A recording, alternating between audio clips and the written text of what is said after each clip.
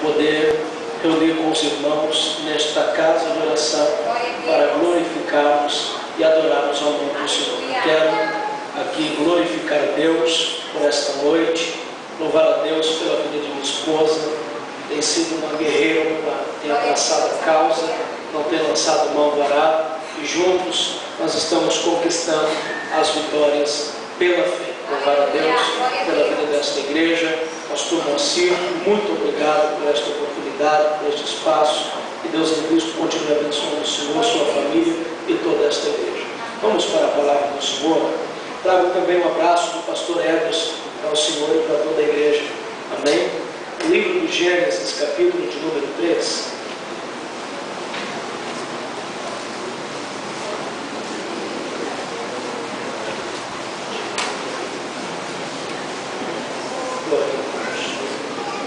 Livro do Gênesis,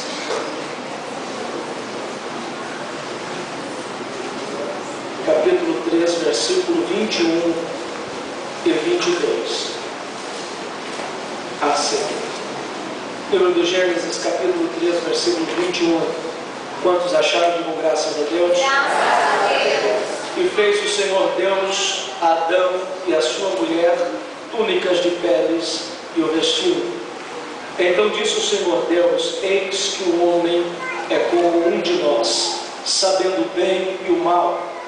Ora, para que não estenda a sua mão, e tome também da árvore da vida, e coma, e viva eternamente, o Senhor Deus, pois os lançou fora do jardim do Éden, para lavrar a terra de que fora formado. Verso 23. O Senhor Deus, pois, os lançou fora do jardim do Éden, para lavrar a terra de que fora tomado. Amém? Olhe para o seu irmão e faça uma pergunta para ele. Que lugar? Pergunte para ele, irmão, que lugar Deus ocupa em sua vida? Olhe para o irmão que está atrás de você e pergunte para ele: que lugar você está deixando Deus ocupar na sua vida? Eu quero que por um minuto você pegue a mão desse irmão que está ao seu lado, pegue na mão dele, pegue na mão dela. Depois, se você puder deixar a Bíblia aberta onde lemos, isso é muito bom. Curve a sua cabeça, feche o teu olho.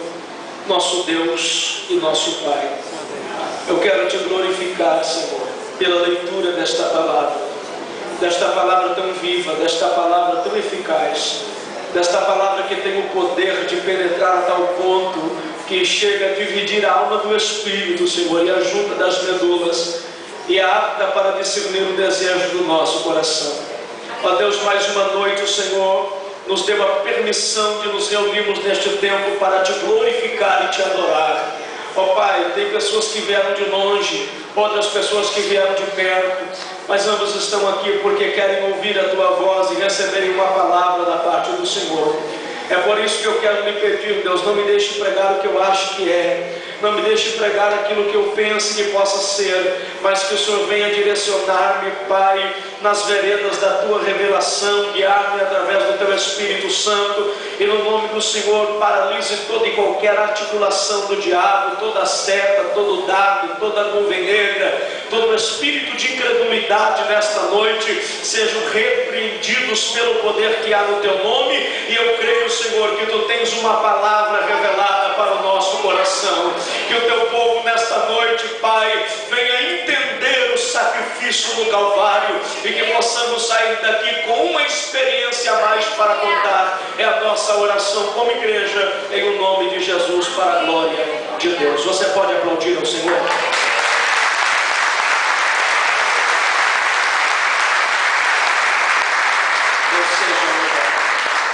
Meus irmãos, nós sabemos que o nosso Deus, Ele é um Deus de muitos propósitos. Deus, quando Ele age, quando Ele trabalha em algo, o Senhor, Ele sempre trabalha em cima de propósitos. Deus nunca faz alguma coisa por fazer, para passar um tempo, para ver se vai dar certo. Quando Deus faz algo, ou permite alguma coisa, o Senhor permite com propósitos. Nesses últimos instantes da Igreja de Cristo na face da terra, nós temos observado e vivido uma batalha muito intensa. É bem verdade que esta batalha tem se intensificado dia após dia. as pelejas, as afrontas do inimigo têm se intensificado em nossa vida, na vida espiritual, em todas as áreas de nossa vida. Nós temos presenciado esse ato de crescer, essa batalha que tem se intensificado.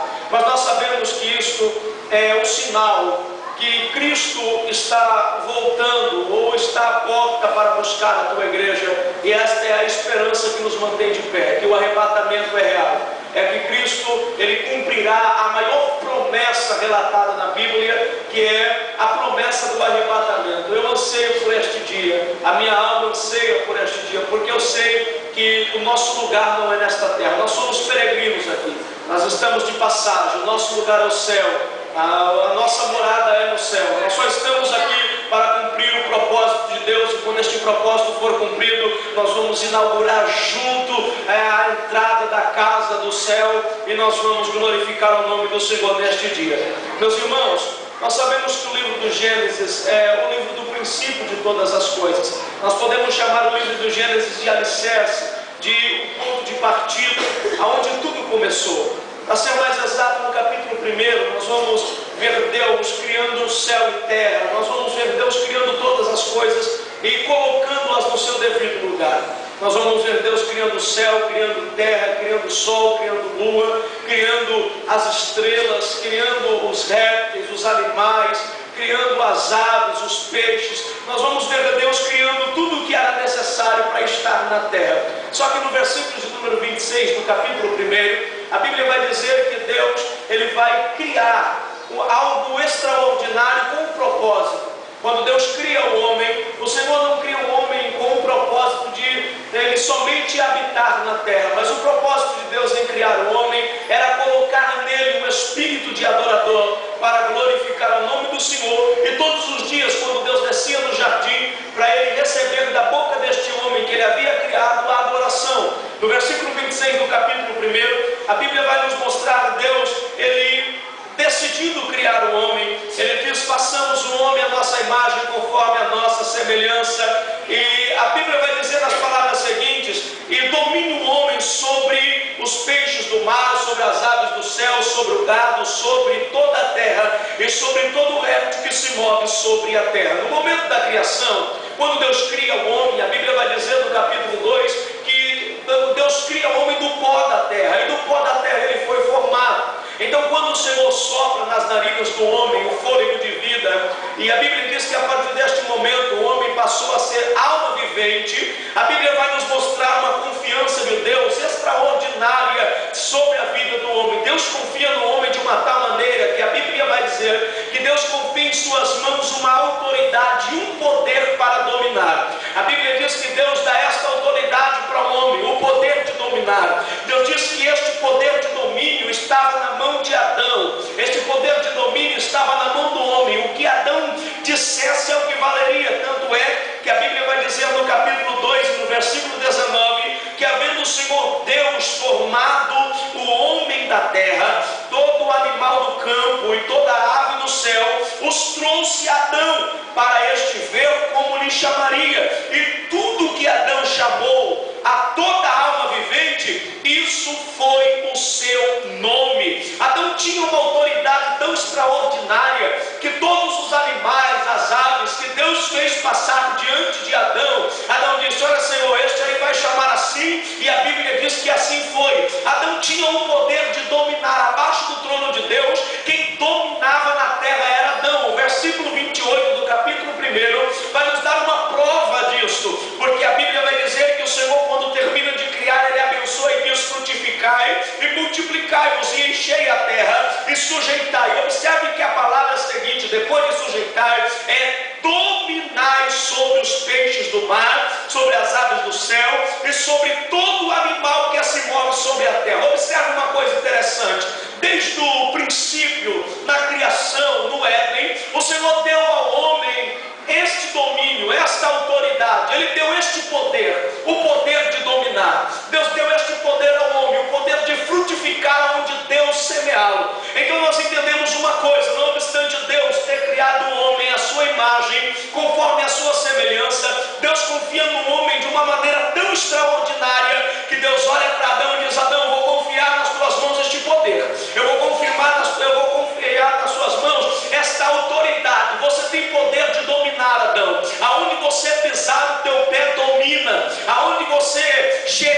cresça no lugar aonde você estiver. Eu quero abrir aqui um parênteses para entregar uma revelação profética para a tua vida. Você tem o poder e a autoridade de dominar no lugar onde você está. Efésios capítulo 4, versículo de número 27, o apóstolo Paulo ele vai dizer assim: não deis lugar ao... Eu não entendi, não deis lugar ao...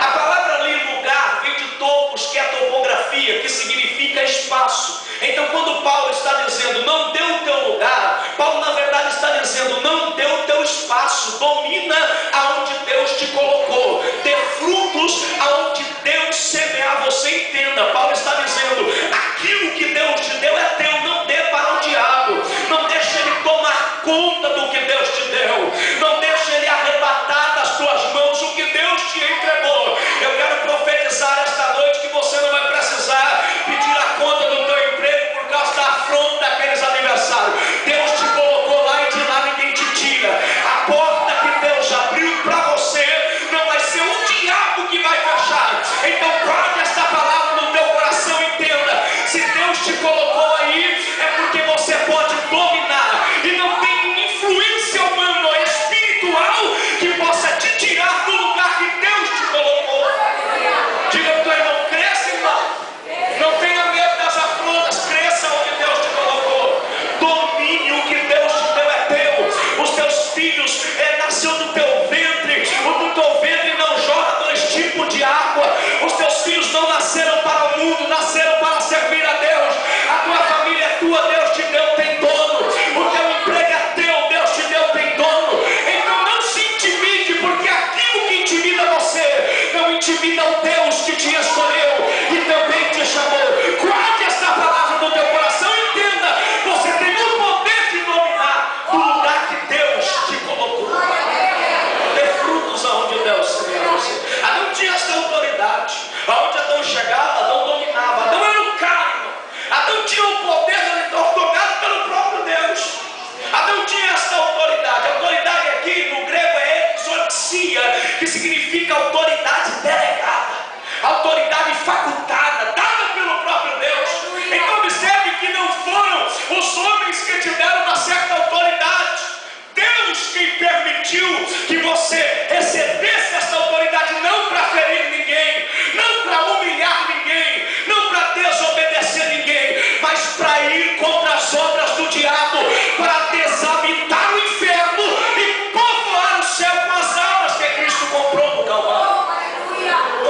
Use esta autoridade, use este poder que está em suas mãos. Não obstante Deus, ele confiar no homem e dar para o homem esta autoridade, a Bíblia vai nos mostrar os cuidados de Deus para com o homem. Entenda, Deus cria Adão, Deus forma Adão, e a Bíblia vai dizer que antes da formação de Adão, Deus planta o jardim no Éden. Observe que a Bíblia não diz que o Senhor disse: olha, aqui aconteça, nasça as árvores, que o jardim apareça. Não, a Bíblia vai dizer que o próprio Deus plantou um jardim para Adão habitar. Agora imagine você, o próprio Deus pegando ali uma muda de uma roceira, plantando, e Deus tinha gosto nisso, irmão. Deus tinha prazer, porque Deus ia colocar o homem lá. Então imagine Deus, ele começou a plantar o jardim, plantou as árvores, plantou a relva, plantou as flores, e Deus tinha prazer em fazer isso. A Bíblia vai dizer no capítulo 2 e no versículo de número 8: e plantou o Senhor Deus um jardim no Éden do lado oriental, e pôs ali o homem que tinha formado. Adão estava em um lugar que foi plantado pelas mãos de Deus. Adão estava em um lugar que foi o próprio Deus quem decorou. Adão estava em um lugar que foi o próprio Deus quem arou a terra para plantar a árvore, que ele estava ali. O cuidado de Deus era tão grande que Adão não precisava plantar nada, meu irmão, porque isto o próprio Deus já havia feito por ele. Adão, ele não precisava se preocupar com o alimento, porque a Bíblia vai dizer no capítulo de número 2 e no versículo de número 9: o Senhor Deus fez brotar da terra toda árvore agradável à vista e também boa para o alimento. Ainda a Bíblia vai confirmar isto, que Adão não precisava se preocupar com o alimento. No capítulo 1, nos versículos 29 e 30, quando disse o Senhor: eis que vos tenho dado toda a erva que dê semente e que está sobre a face de toda a terra, e toda a árvore em que há fruto que dê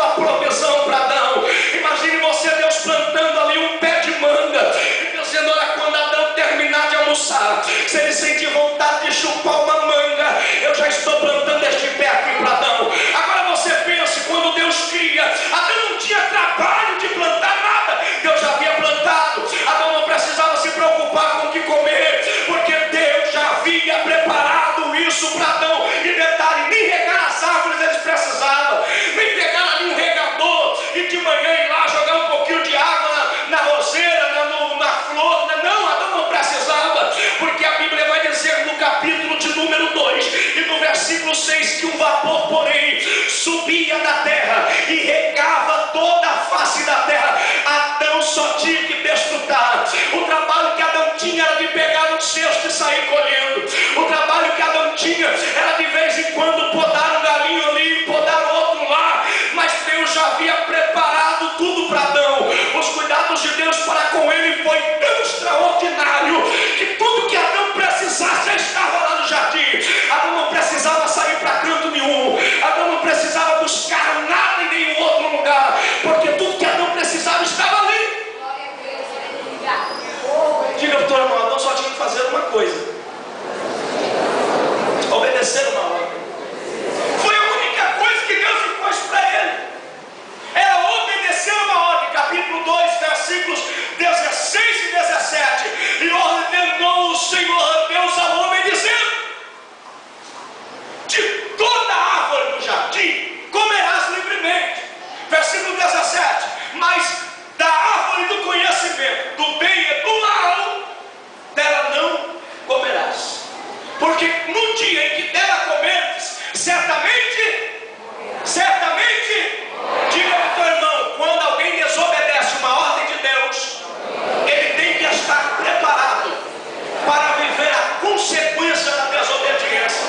Deus estava dizendo: Adão, você não pagou o preço para ter nada. Você não precisou subir um monte, entrar e sair de campanha. Você não precisou se humilhar. Eu plantei e te dei, está nas tuas mãos. Só que tem uma coisa, tem duas árvores aí, Adão. Tem a árvore da vida e a árvore do conhecimento do bem e do mal. Só que a ordem de Deus para Adão era sobre a árvore do conhecimento do bem e do mal. Tinha duas, irmão. Ele foi comendo o conhecimento do bem e do mal. A única coisa que ele tinha que fazer, ele não fez. A única coisa que ele tinha que fazer, ele não fez. Deus cria Adão. E a Bíblia vai dizer que quando Deus leva os animais para Adão colocar o nome, Adão se sente só, sente saudade de uma companheira. Adão sentia falta. Aí a Bíblia vai dizer que Deus fez cair um profundo sono sobre Adão. Capítulo 2, versículo de número 22, vai dizer que Deus tira da costela de Adão, Deus fecha, Deus cria a mulher e serra a carne no seu lugar. Ele traz para Adão uma disjuntora idônea, uma companheira, uma mulher que estava ao lado. Entenda, quando Deus entrega a Eva para Adão, Deus diz: agora vocês são uma só carne. Então, a promessa, a ordem, está sobre os dois. Há quem diga que a ordem estava sobre Adão. Nada, estava sobre os dois. Eram ambos uma só carne. Com certeza Eva conhecia a ordem de Deus. Entenda uma coisa: quando Deus dá esta ordem para eles não conseguiram. E Adão e Eva não foram criados hoje e caíram amanhã. 14 mil anos.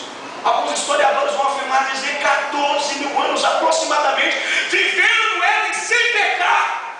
14 mil anos andando com Deus na viração do dia. Entenda que o Éden não era um jardim comum. O Éden era o santo dos santos para o homem habitar. Porque o Éden tem a visão, a Bíblia vai dizer que era um quadrado, mas a tradução do grego vai dizer que era uma cabeceira com 4 pontas. Então imagine uma cabeceira que formava 4 braços, 4 rios. E este rio é o rio do capítulo do Salmo 46, o rio de Deus. Há um rio cuja as cidades alegram, os rios alegram a cidade de Deus. Este rio é o que passa exatamente debaixo do trono e forma essa cabeceira que dá as 4 pontas. Então Deus, ele já pensa em tudo. E detalhe, quando Deus descia para falar com Adão, para cultuar, porque Deus descia no jardim era para cultuar, era para se relacionar com Adão. Deus cria, Deus planta o Éden como o Santo dos Santos, porque o Santo dos Santos não foi criado para Deus, só depois da queda que passou a ser. Mas quando Deus cria o Éden, era o Santo dos Santos para o homem. Você faz ideia do que é isso, irmão? Deus só vinha na viração do dia para cultuar e se adorar, porque ele estava em um lugar sublime, maior do que onde Adão estava. Só que quando Deus ele cria o Éden para pôr Adão, Deus cria com um propósito: nós vamos cultuar o Éden. Eu vou receber honra, ação de graças, glória da boca de Adão e sua esposa. Aí Deus cria o Éden. E quando Deus vem para cultuar com eles, Deus vem sobre este rio. Imagine o Éden, um lugar quadrado com um monte no meio. Este rio descia neste monte e alguns sábios vão dizer que ele se formava os 4 braços. E Deus descia por este rio. É por isso que quando João está arrebatado em Patmos, ele vai ouvir a voz do Senhor como o som de muitas águas. Deus vinha sobre aquele rio, irmão. E Deus não vinha andando, Deus vinha pairando sobre a face das águas daquele rio para cultuar com Adão. Imagina a alegria de Adão quando Deus chegava. Oh, hoje vai ter culto, Deus está no jardim hoje. Só que a Bíblia vai dizer que a ordem que Deus dá, ele não cumpre. Ele e sua esposa não obedecem. Deixa eu me dizer uma coisa para os casais agora. Seu esposo está aí, olhe para ele. Sua esposa está aí, olhe para ela. Diga, nós somos ambos uma só carne. Então, deixa eu dizer uma coisa que eu aprendi. O que Deus queria de Adão e Eva, quando eles erraram, porque os dois erraram, não foi só um não. A culpa não foi só de Eva, irmão. A culpa foi de Adão também. Se Adão estivesse ali com ela não teria caído na tentação. Então entenda. Quando eles erram, quando eles desobedecem, Deus queria só uma coisa deles: reconhecimento. Mas sabe o que Deus encontrou? Alguém que jogava a culpa um no outro. O problema foi dele ali, Senhor. Não estava aqui para me falar da ordem. Meu não, foi ela que me deu para me comer. Aí eu vi o pastor dizendo que, fazendo uma ilustração, um casal vai numa agência comprar um carro. Aí a esposa quer o vermelho, é bonito, chama mais atenção, mas o marido quer o prata. É mais fácil de vender depois. Ele diz: ah, não vamos levar o vermelho não, vamos levar o prata, porque depois quando nós vamos trocar, é mais fácil para vender. Aí ele vai levar o prata. Aí ela diz: eu queria o vermelho, marido. Aí passa um mês, funde o motor. Ela olha e diz: não falei? Se tivesse levado o vermelho não tinha fundido. O problema é teu. Como o problema é seu? Problema? Nossa, é o que Deus queria ver de Adão e Eva. Olha, Senhor, nós erramos, nós pecamos. Só que Adão olha e diz: olha, o problema foi dela. Ah, foi da serpente, Senhor. Mas tu foi formando um emaranhado de problemas no Éden, no santo lugar. Agora observe uma coisa. Quando eles erram, o que eu disse no começo que Deus tinha dado para Adão: autoridade, poder. Só que quando eles erram, eles perdem o que Deus deu. Adão tinha tudo nas mãos, irmão. Não precisou pagar o prestado que ele fez, pegou e jogou fora. Sabe o que eu vim dizer esta noite? Não jogue fora tudo que Deus te deu, que custou um alto preço para você conquistar. Eu vim como profeta lhe dizer isso é muito sério. Não jogue fora por uma aventura passageira o que Deus te deu. Não! O que Deus te deu foi muito sério. Quem sabe você não precisou orar, mas alguém pagou o preço por você. Mas alguém estava ali nas caladas da madrugada dizendo: Senhor, abre a porta, Senhor, tira do mundo. Aí Deus te deu. Só que Adão, ele pega tudo que Deus havia dado a ele e joga fora. Quando ele peca, ele perde a autoridade que Deus deu. E sabe para onde foi? Diga para o teu irmão: foi direto para as mãos de Satanás. Sabe o que tem gente fazendo? Pegando tudo que Deus deu e jogando de mão beijada nas mãos de Satanás. Irmão, Bruno, está na Bíblia, está Lucas capítulo 4, abre lá. Lucas capítulo 4. Quando Adão e Eva pecam, vai direto para as mãos do diabo. Satanás gostou. Lucas capítulo 4, amém ou não amém? Amém. Versículo 5. E o diabo, olha o que ele fez: levando-o a um monte, mostrou-lhe no momento de tempo, todos os reinos deste mundo. Versículo 6. E disse-lhe o diabo: dá-te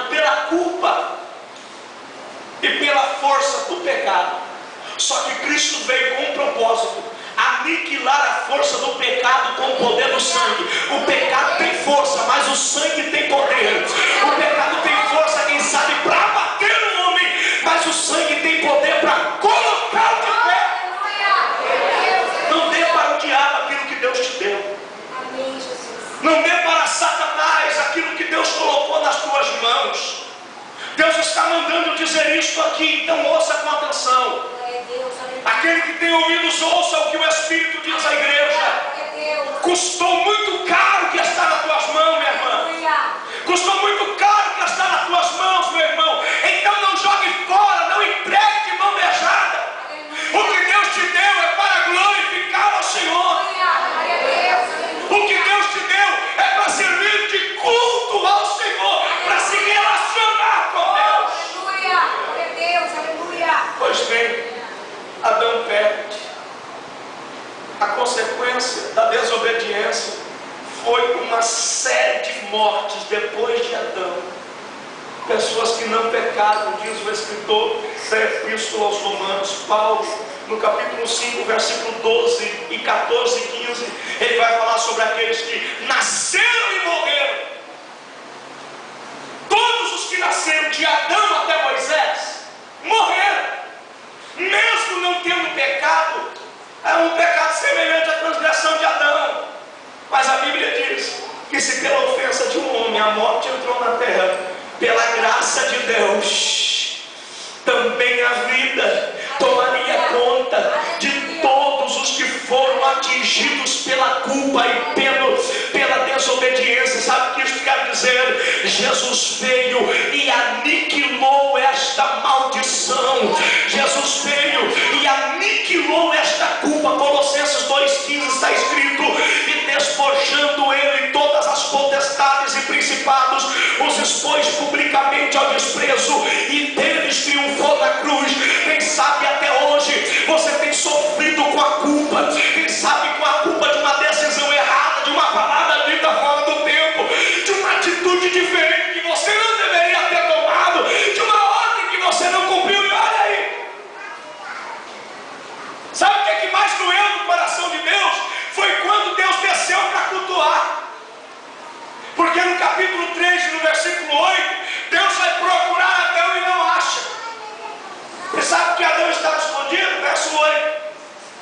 Quando Deus desceu no jardim, na viração do dia, verso 8 do capítulo 3 de Gênesis: ouviram a voz do Senhor Deus quando descia no jardim na viração do dia. E esconderam-se, pois, Adão e a sua esposa por trás das árvores da presença do Senhor. A voz de Deus se manifesta de duas maneiras. Primeiro, para aqueles que estão em pecado, a voz de Deus se manifesta como relâmpagos e trovões.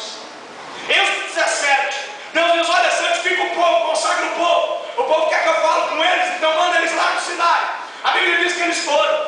Só que detalhe, quando eles chegaram no pé do monte, a nuvem da glória de Deus cobriu o monte. E sabe o que eles ouviram lá embaixo? Relâmpagos e trovões. Eles queriam enganar Moisés, mas não conseguiram. Estamos santificados, Moisés, estamos prontos para ouvir Deus. Só que eles tiveram que chamar Moisés e disse: Moisés, nós estamos com medo. Que é isso? Nós não pensávamos que a voz de Deus era assim. Aí Moisés diz: tem alguma coisa errada. Aí Moisés sobe o monte. Lá no monte, Moisés ouvia a voz de Deus mansa e suave. E lá embaixo, o povo ouvia a voz de Deus como relâmpagos e trovões. Eles não se esconderam aqui da presença de Deus. Eles não queriam esconder o pecado do Senhor. Mas por causa do pecado, eles ouviram a voz de Deus como relâmpagos e trovões. E isto fez eles se esconderem. Verso 9 do capítulo 3, Deus pergunta: Adão, aonde você está? Ó Adão, você não está no horário marcado para o culto, não. Você nunca chegou atrasado. Aonde você está, Adão? Imagine Deus andando pelo jardim entre as árvores e chamando: Adão, aonde você está, Adão? Eu estou sentindo saudade do teu louvor. Eu estou sentindo saudade da sua adoração. Aonde você está, irmão? Você que nas madrugadas buscava o Senhor com fervor de espírito, Deus está dizendo: eu estou sentindo falta das orações da madrugada. Deus está dizendo: você que cantava e hoje não canta mais, você que pregava e hoje não prega mais, aonde você está? Tem na Bíblia 3 coisas que Deus procura, mas nem sempre acha. O salmista vai dizer que os olhos do Senhor procuram um fiel na terra, mas ele nem sempre acha fiel. O profeta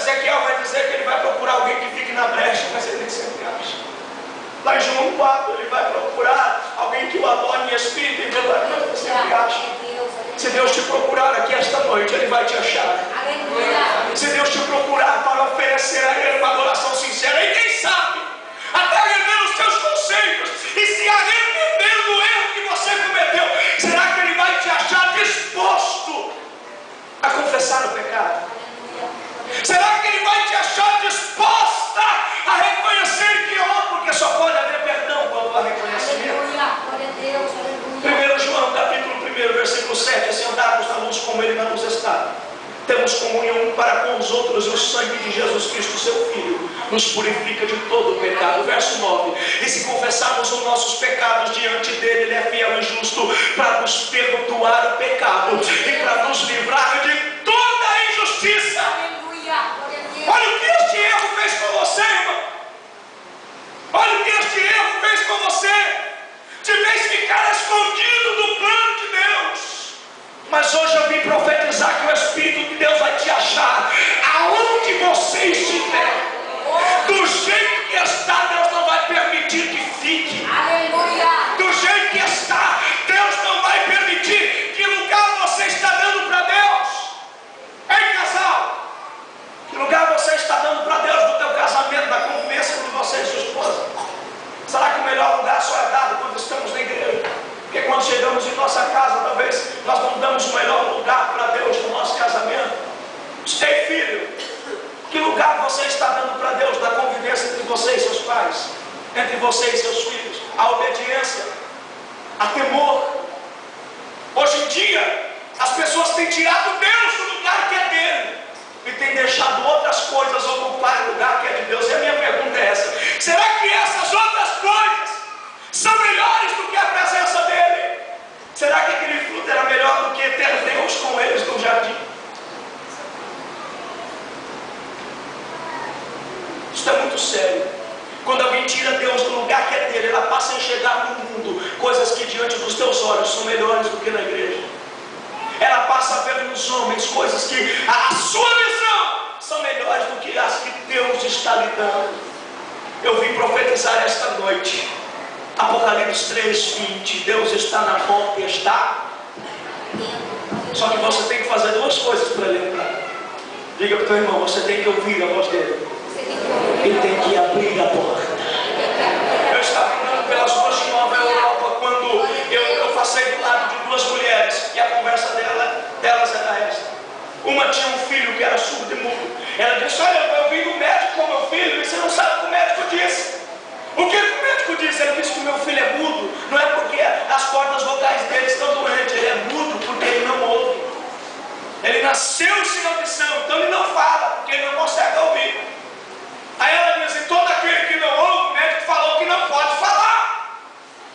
O Espírito de Deus, pastor, pegou meu coração naquela hora e disse: filho, aí está o motivo, o porquê muitas pessoas estão abandonando o que eu dei em suas mãos, o porquê muitas pessoas pararam de dizer em meu nome. Eu disse: por que, Senhor? Porque deixaram de ouvir a minha voz. E todo aquele que não ouve não pode falar no nome do Senhor. Como está a tua audição esta noite? Como está a tua audição esta noite? Como está o lugar de Deus? Isaías 66, o templo estava sendo construído. Sabe qual era a preocupação dos judeus? Com os adornos, com a beleza, com aquilo que chamaria a atenção no templo. Deus vai falar: olha, vocês não estão entendendo. A terra é o meu trono, o céu é o meu trono, a terra é o estrado dos meus pés, é o banquinho onde eu descanso os pés. Que casa me edificareis vós? E qual será o lugar da minha habitação? Deus está dizendo: olha, eu não estou preocupado com o lugar de se manifestar, porque na igreja Deus não habita. Na igreja Deus se manifesta. Sabe onde Deus habita? Olha para o lado. Aí nesse irmão. Na igreja Deus se manifesta. E através da vida deste irmão, ele se manifesta. A igreja ele não habita, ele só se manifesta. Deus estava preocupado com o lugar de habitar, irmão. Eu quero concluir esta mensagem esta noite e dizer que quando Deus desce no jardim, entende que Adão e Eva haviam comido do que não era para comer. Ninguém precisou pedir para Deus fazer uma promessa de restauração. Ele mesmo se propôs. Ele mesmo deu a cara e disse: olha, da semente que caiu dela vai nascer um que vai 21, 22, 23 que lemos, a Bíblia diz que Deus fez para Adão e Eva túnicas de pele.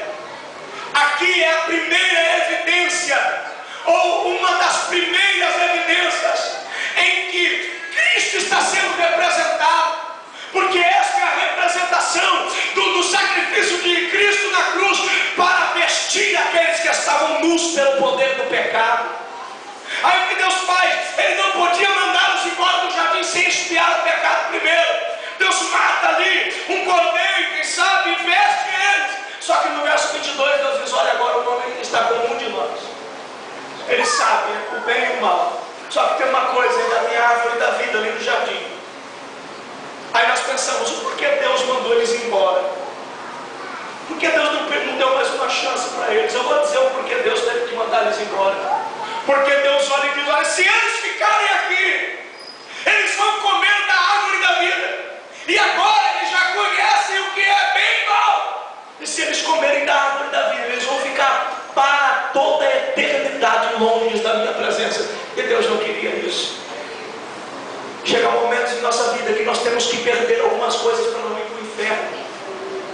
Chega momentos na nossa vida que nós temos que perder algumas coisas. Ninguém está preparado para perder, mas vai chegar a hora que vai ter que perder, para não perdermos a nossa salvação, para irmos morar no céu, para não ficarmos para sempre longe de Deus. Aí Deus tira eles, manda eles embora e diz: olha, Adão, vocês vão ter que ir embora, porque senão vocês vão ficar para sempre longe de mim. Eu não quero isso. Deus ainda deu uma oportunidade para ele. Entenda, Deus é especialista em adiantar misericórdia, irmão. Especialista. Deus diz para o camarada: olha, não vai, tem dois caminhos, da esquerda e da direita. Não vai pelo da direita não, porque tem um buraco ali, você vai cair. Vai pelo da esquerda, é um pouco mais comprido, é um pouco mais longo, mais cansativo, mas você vai chegar sossegado. Ele olha o buraco, é pequeno, o diâmetro do buraco, eu pulo o buraco. Eu chegar no buraco, eu pulo. Aí, então, como Deus sabe que o homem sempre quer dar um jeitinho brasileiro, Deus ele vai lá: pastor, e adianta a misericórdia. Aí o rapaz está chegando: eu vou pelo caminho da direita mesmo, eu vou pular o buraco, eu vou cair. Ele vai pular o buraco, uma tropeça. Quando ele vai cair no buraco, detalhe, a misericórdia de Deus já está lá. Ela levanta ele de dentro do buraco e Deus dá mais uma oportunidade dele voltar a obedecer. Se coloca de pé.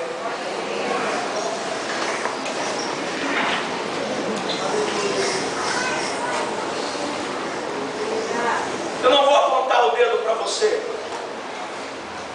e dizer: olha, vem cá. Não. Só pode haver perdão quando há arrependimento. Irmão Bruno, eu tirei Deus do lugar que é dele, eu confesso. E deixei outras coisas ocuparem o lugar que era de Deus. Eu sei que não deveria, mas não consegui, filho. Eu quero que você saia do teu lugar, porque ser cristão é isso. É reconhecer que precisamos de misericórdia. Você que tem tirado Deus do lugar que é dele, hoje você reconhece que ele está batendo na porta faz tempo para voltar para o lugar que é dele. Só que você tem que abrir. Eu quero que você saia do seu lugar e venha aqui para me orar por você. Irmão Bruno, eu preciso que Deus volte para o lugar que é dele rápido. Quem sabe você tem ressuscitado as antigas vontades do antigo homem, tem praticado as antigas obras. Saia do seu lugar e venha aqui. Só não vou te apontar, irmão. Tem que haver reconhecimento. Irmão, eu estou na igreja, mas ainda estou preso a vício. Eu estou na igreja e ainda não consegui parar de fumar. Eu ainda bebo algumas coisinhas ali de vez em quando para variar, para não ser careta. Diga para o teu irmão: quanto maior for o pecado, maior vai ser o tombo. Diga para ele: eu prefiro subir para o céu quadrado, mas não desço para o inferno redondo. Coisa linda quando há reconhecimento.